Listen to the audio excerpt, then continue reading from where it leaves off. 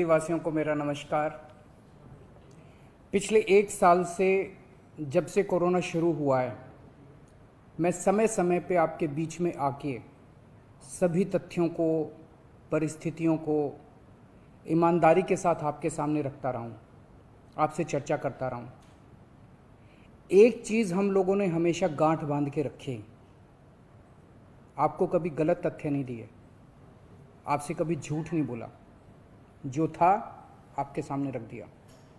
अगर स्थिति अच्छी थी तो भी आपको बताया, स्थिति खराब थी तो भी आपको हमने ईमानदारी से बताया, क्योंकि हम पहले दिन से समझ गए थे कि ये इतनी बड़ी आपदा है कि आपके साथ के बिना, जनता के साथ के बिना अकेले इस आपदा से सरकार सामना नहीं कर सकती। जनता का सहयोग और जनता की सहभागिता इस पूरे संघर्ष में बेहद ज़रूरी है। और जब तक जनता को सच नहीं बताया जाएगा, सारे तथ्य जनता के सामने नहीं रखे जाएंगे, तब तक जनता की भागीदारी सुनिश्चित करना असंभव था। इसीलिए हमने हर चीज़ आपके सामने रखी। हमने टेस्ट नहीं कम होने दिए। आज दिल्ली के अंदर सबसे ज़्यादा टेस्ट हो रहे हैं। मैं तो ये कहूँगा कि अगर प्रति 10 लाख की पॉपुलेशन पे देखा जाए तो शायद पूरी दुनिया में सबसे ज़्यादा टेस्ट दिल्ली में हो रहे हैं। मैंने देखा कि कई जगहों पे उन्होंने टेस्ट कम कर दिए। टेस्ट कम कर दिए तो केस कम आने लग गए। इस तरह से तथ्यों के साथ कई जगह हेरफेर करने की कोशिश की गई। हमने ऐसा नहीं किया। हमने टेस्ट कम नहीं किए, उल्टे कम करने की वजह हमने दिल्ली में टेस्ट कई गुने बढ़ा दिए। आज लगभग 1 लाख टेस्ट दिल्ली में डेली हो रहे हैं। हमने मौत के आंकड़े आपसे नहीं छुपाए। जितनी मौतें होती थी हमने सब आपके सामने रखी, ईमानदारी से रखी। अगर ज़्यादा हो रही थी तो ज़्यादा बताई, कम हो रही थी तो कम बताई। कितने बेड्स हैं, कितने आईसीयू बेड्स हैं, क्या परिस्थितियां हैं, हर चीज़ आपके सामने ईमानदारी के साथ रखी। और इसी वजह से जब भी हमने कड़े निर्णय लिए, हमें आपका पूरा सहयोग मिला, दिल्ली की जनता का पूरा सहयोग मिला। मैं हमेशा कहता हूं कि हमारी दिल्ली एक परिवार है। दिल्ली के 2 करोड़ लोग एक परिवार हैं। और जब परिवार में कोई आपदा आती है तो सारे परिवार के लोग मिलकर उसका सामना करते हैं। अब भी हम सभी मिलकर इसका सामना करेंगे। पहले भी जीत हुई थी, अब भी जीत होगी। आज दिल्ली में क्या परिस्थिति है? पिछले 24 घंटे में दिल्ली में लगभग 23,500 केस आए हैं। उसके पिछले 24 घंटे में लगभग 25,500 केस आए थे। तो पिछले 3-4 दिन से रोज हम देख रहे हैं लगभग 25,000 के करीब केस आ रहे हैं। पॉजिटिविटी बहुत ज़्यादा बढ़ गई है, संक्रमण दर बहुत ज़्यादा बढ़ गई है। दिल्ली के अंदर अस्पतालों में उपलब्ध बेड्स की भारी कमी हो रही है। डेली 25-25 हज़ार अगर पेशेंट्स आएंगे तो कोई भी व्यवस्था चरमरा सकती है। दिल्ली के अंदर बेड्स की भारी कमी हो रही है। आईसीयू बेड्स दिल्ली में लगभग ख़त्म हो गए हैं। आज सुबह मैं ऐप पे देख रहा था 100 से भी कम आईसीयू बेड्स दिल्ली में बचे हैं। ऑक्सीजन की भारी कमी हो रही है। कल हमने सेंट्रल गवर्नमेंट को भी लिखा है, उनसे बातचीत चल रही है। परसों रात को एक हादसा होते होते बचा। एक प्राइवेट हॉस्पिटल ने हमें बताया कि परसों रात को 3 बजे के करीब उनके अस्पताल की ऑक्सीजन लगभग ख़त्म हो गई। वो बोले जी हम तो बहुत बुरी तरह से डर गए, बहुत बड़ा हादसा हो सकता था। इधर उधर हाथ पैर मार के किसी तरह से उन्होंने कहीं से ऑक्सीजन का इंतजाम किया। दवाइयों की कमी हो रही है, रेमडेसिविर दवाई की खासकर काफ़ी कमी हो रही है। ये सारे तथ्य मैंने आपको डराने के लिए नहीं बताए।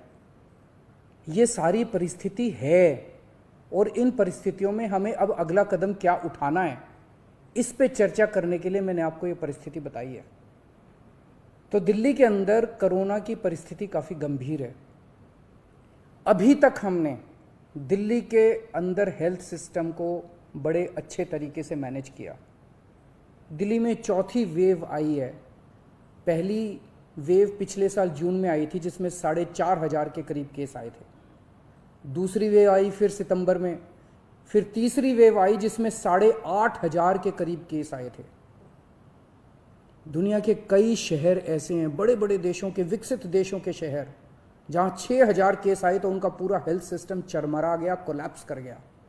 दिल्ली में 8,500 केस आए पिछली बार तीसरी वेव में, तब भी हमारा सिस्टम कोलैप्स नहीं किया, उल्टे हमने और ज़्यादा अपनी तैयारियां शुरू कर दी। आज 25,000 केस आए हैं। अब दिल्ली का हेल्थ सिस्टम अपनी सीमा तक पहुंच गया है। हमारा हेल्थ सिस्टम अब बहुत ज़्यादा तनाव में है। मैं ये नहीं कहूँगा कि हमारा हेल्थ सिस्टम अभी कोलैप्स किया है, लेकिन आज हमारा हेल्थ सिस्टम बहुत ज़्यादा तनाव में है। किसी भी हेल्थ सिस्टम की अपनी सीमाएं होती हैं। अनगिनत पेशेंट्स तो कोई भी सिस्टम नहीं ले सकता ना। किसी भी सिस्टम की अपनी सीमाएं हैं।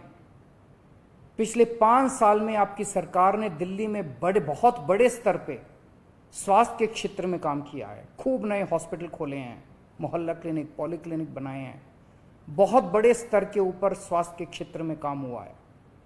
यही कारण है कि आज 25,000 केस के ऊपर भी दिल्ली का सिस्टम चल रहा है। लेकिन अब इसके बाद अगर तुरंत कुछ कठोर कदम नहीं उठाए गए तो ये सिस्टम कोलैप्स कर सकता है। और अगर हेल्थ सिस्टम कोलैप्स कर गया तो मुझे डर है कहीं बहुत बड़ी त्रासदी ना हो जाए। जैसे मैंने बताया कि कल एक अस्पताल में ऑक्सीजन बिल्कुल ख़त्म हो गई थी और बहुत बड़ी त्रासदी होते होते बची। मैंने वीडियोस देखे हैं, तस्वीरें देखी हैं, आपने भी देखी होंगी सोशल मीडिया पे। दुनिया के कई शहर ऐसे हैं जहां कॉरिडोर में पेशेंट्स पड़े हुए हैं, सड़कों के ऊपर लोग दम तोड़ रहे हैं। अभी तक हमने दिल्ली को उस किस्म की त्रासदी से बचाया है, वैसा नहीं होने दिया। आज सुबह 11 बजे मेरी और एलजी साहब की मीटिंग हुई और इन सारे पहलुओं के ऊपर, सारी परिस्थिति के ऊपर काफ़ी विस्तार से बातचीत हुई। और उस बातचीत के बाद हमें ये लगा कि दिल्ली का हेल्थ सिस्टम बड़ी मात्रा में और अधिक पेशेंट्स अब लेने में असमर्थ है। अगर हमने अभी लॉकडाउन नहीं लगाया तो कहीं ऐसा ना हो कि बड़ी त्रासदी हो जाए। हम किसी भी हालत में दिल्ली को उस परिस्थिति में नहीं ले जाना चाहते जहां कॉरिडोर के अंदर पेशेंट्स पड़े हैं, सड़कों पे लोग दम तोड़ रहे हैं। आज सभी परिस्थितियों का जायजा लेने के बाद आपकी सरकार को ये लगता है कि दिल्ली में कुछ दिन के लिए लॉकडाउन लगाना ज़रूरी है। तो आज रात को 10 बजे से अगले सोमवार को सुबह 5 बजे तक 6 दिन के लिए दिल्ली में लॉकडाउन लगाया जा रहा है। इस दौरान जाहिर है कि जो एसेंशियल सर्विसेज हैं वो जारी रहेंगी, खाने पीने की, मेडिकल व्यवस्थाओं की वो जारी रहेंगी। ये शादियों का सीज़न है, लोगों के बड़े मुश्किल से रिश्ते बनते हैं, हम उनके रिश्ते तोड़ना नहीं चाहते। तो लोगों की शादियां संपन्न हों, लेकिन केवल 50 लोगों के गैदरिंग के साथ संपन्न हो, उसके लिए अलग से पास दिए जाएंगे। इसके बारे में अभी थोड़ी देर में डिटेल्ड ऑर्डर जारी हो जाएगा कि कौन कौन सी चीज़ें जारी रहेंगी और कौन सी चीज़ों पर पाबंदी रहेगी। मैंने और एलजी साहब के हम दोनों ने निर्णय तब लिया है जब हमारे पास कोई उपाय नहीं बचा था। हमारे लिए ये निर्णय लेना आसान नहीं था, क्योंकि मैं समझ सकता हूँ कि लॉकडाउन के दौरान किस तरह से लोगों के रोज़गार ख़त्म हो जाते हैं, लोगों की कमाई ख़त्म हो जाती है, और ख़ासकर सबसे गरीब तबके के लिए तो ये बेहद मुश्किल होता है। जो दिहाड़ी करके रोज़ कमाते हैं उनके लिए तो बेहद मुश्किल हो जाता है। पिछली बार जब देश में लॉकडाउन लगा था, हमने देखा कि किस तरह बड़ी संख्या में प्रवासी मजदूर अपने गांव जाने लगे थे। उनसे मैं ख़ास तौर से हाथ जोड़ के अपील करना चाहता हूँ, ये छोटा सा लॉकडाउन है, 6 दिन का, दिल्ली छोड़ के मत जाइएगा। आपके आने जाने में इतना समय खराब हो जाएगा, इतना पैसा खराब हो जाएगा, इतनी ऊर्जा खराब होती है। दिल्ली में रहिए। मुझे उम्मीद है कि ये छोटा लॉकडाउन है और छोटा ही रहेगा। मुझे पूरी उम्मीद है कि शायद बढ़ाने की ज़रूरत ना पड़े। आप दिल्ली में रहिए। यकीन मानिए, हम पूरी ईमानदारी के साथ सब मिल के लड़ेंगे तो जल्दी इस मुसीबत से छुटकारा पाएंगे। मैं आपको यकीन दिलाता हूँ, सरकार आपका पूरा ख्याल रखेगी। मैं हूँ ना, मुझ पे भरोसा रखिए। मेरी दिल्ली के सभी नागरिकों से अपील है कि ये निर्णय हमने बहुत मुश्किल से लिया है। आप सब लोग जानते हैं कि मैं लॉकडाउन के सख्त खिलाफ रहा हूँ। हमेशा से मैंने लॉकडाउन का विरोध किया है। मेरा ये मानना है कि लॉकडाउन से कोरोना ख़त्म नहीं होता, लॉकडाउन से कोरोना की स्पीड कम हो जाती है। मेरा हमेशा ये मानना है कि अगर किसी भी शहर या राज्य की स्वास्थ्य व्यवस्था अपनी सीमा तक पहुंच जाए तो लॉकडाउन लगाना जरूरी हो जाता है, ताकि पेशेंट्स का नंबर कम हो जाए, ताकि हेल्थ सिस्टम को और दुरुस्त किया जा सके। ये जो 6 दिन का लॉकडाउन हम लगा रहे हैं, ये जो 6 दिन हम ले रहे हैं आपसे, इन 6 दिनों के अंदर हम बहुत बड़े स्तर के ऊपर और दिल्ली में बेड्स की व्यवस्था करेंगे। केंद्र से हम मदद मांग रहे हैं, उनसे लगातार संपर्क में हैं।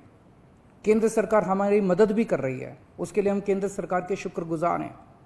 उनसे ऑक्सीजन की व्यवस्था करेंगे, दवाइयों की व्यवस्था करेंगे। इस लॉकडाउन के समय को हम इन सब चीज़ों के लिए इस्तेमाल करेंगे। मेरी अब सब लोगों से गुजारिश है कि लॉकडाउन का पूरी तरह से पालन करें, घर से बाहर इस दौरान ना निकलें। पहले भी हमने कई कठिन निर्णय लिए और आपने मेरा पूरा साथ दिया। मुझे पूरी उम्मीद है आज भी आप मेरा साथ देंगे। हम मिलके इसका मुकाबला करेंगे और ज़रूर जीतेंगे। नमस्कार।